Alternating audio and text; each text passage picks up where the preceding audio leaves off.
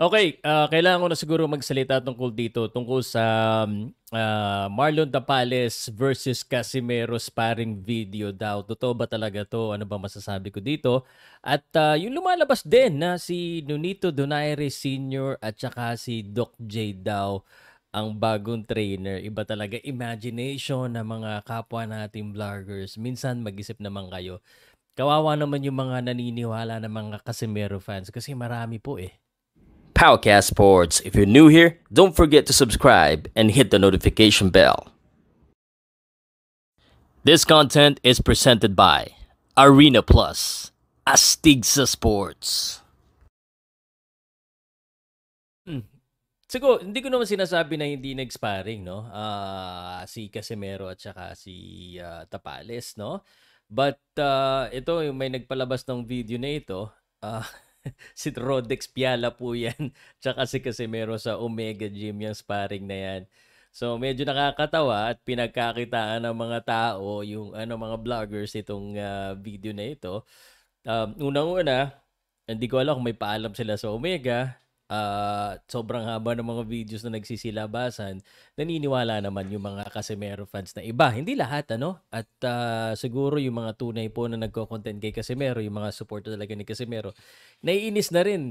So, dahil ang daming, totoo naman, pinagkakakitaan si Casimero sa vlogging ngayon. Pero pumasok na yung mga fake news, pumasok na yung mga, Diyos ko po, hindi ko alam. Pati yung ayaw kasi banggitin eh, na knockdown daw si Tapales, napabaksak daw. Bakit kaya yun ang pinapanood ng mga tao? Well, anyway, kung basura gusto nyo ilagay sa utak nyo, di basura ilagay nyo sa utak nyo, no problem. But I'm here to debunk na hindi po totoo na si Marlon Tapales ito, ha? Hindi po totoo na si Marlon Tapales yan. Yung mga vloggers po nag-share na yan po si Marlon Tapales. Konting research naman po, no? At siguro masaya kayo dahil ang dami yung views. Pero Japex po kayo. Yan, yung masasabi ko sa inyo. Hindi ako magpapangalan pero alam nyo naman kung mga sino kayo. Sana po i-improve nyo na lang. Kasi gusto ko naman mag-improve talaga kayo. Tapos, yung Nonito Donaire, senior na trainer daw ni Casimero, hindi rin po totoo. Yan, sa Nonito Donaire senior na mismo ang nag-post. It was fake news when some blogger mentioned my name as Casimero's new trainer. I'm busy training Raymond Gabalio for his upcoming fight in February. After this fight, if he wins, God willing, he will be the mandatory challenger for Jason Maloney, who just won today by majority decision against Saul Sanchez. So, ayan po ang katotohanan. At yung kay Doc J, parang hindi rin eh. May mga pakluklub pa tayo na, I mean, usapan lang naman po. Ang problema, advance kayo masyado isip yung mga. Actually, may mga vloggers po talaga na ganito po, no? Medyo masakit ito. Tuwan-tuwa yung ibang Casimero fans dahil laging paboros kay Casimero yung balita ng mga ibang mga vloggers na ganito. Pero ang totoo, niloloko lang po kayo ng ibang mga vloggers. Hindi po sila nagsasabi ng totoo. At again, kung sino tamaan, kayo na po yan, i-improve nyo na lang yung sarili nyo. Gusto kong makabawi kayo, pero sino ba naman magsasabi na totoo kung kumikita sila sa kasinungalingan, sinasabi nila, 'di ba? Pero nasa sa inyo yan, konsensya nyo naman yan. Ang sa akin lang, let's put, ang tawag dito, proper context. Unfortunately, hindi po lahat ng mga nanonood or nagbabasa or nakikinig sa atin ay hindi po pare-parehong pagkakaintindi. Totoo naman yan. At kaya tuloy parang sa halip na nakakatulong ito kay Casimero, makakasira pa pagdating ng panahon. Dahil umaasa yung mga fans, pero minsan naman fans din ang may problema. Hindi nila kinukumpleto yung panonood, hindi nila iniintindi na masyado yung balita at yung opinion ay magkaiba.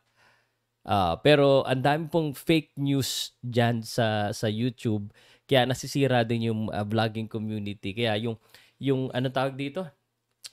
Yung parang credibility po ng mga vloggers na kagaya natin, medyo bumababa lalo. Lalo tayong talo tayo ng mainstream. Dapat tayo na yung umaangat eh. Well, tayo yung pinapanood pero ginagawa natin, nilalaso natin yung mga utak ng mga tao ng maling impormasyon. Maaring hindi lahat ng gaya dito, pag negatibo na ang sinabi ng isang tao sa isang tao, fake news na, no? Pero pag maganda, totoo. Pero hindi na alam, minsan baligtad ang nangyayari. Basta totoo, walang problema. At saka siguro pag siguro ano lang, nagki-clickbait din yung mga iba. So, pero sobra eh. I mean, I understand that there's an art to that at para ma-hook yung mga tao, pero mali na po, mali na po. So, wag po kayo basta-basta maniniwala at ewan ko kung ilan ang aabot hanggang dito sa dulo na ito. Dito po, i-message nyo lang ako kung meron kayong nakikita mga fake news. Pero ayaw ko kasing i-promote yung mga channel na yan eh. No? Mas malakas na sila sa atin eh. Kaso marami na nagiging basura ang utak dahil mali-mali po ang kanilang pagkakaalam. At marami na rin po mga nakikisawsaw because maraming views kay Casimero. Totoo naman yun eh. Totoo naman na maraming views kay Casimero kasi controversial. Pero mas maraming fake news ngayon. Again, kagaya po ng video ni Casimero at Tapales daw na nag-sparring, hindi po si Tapales yun at yung Nonito Donaire Sr.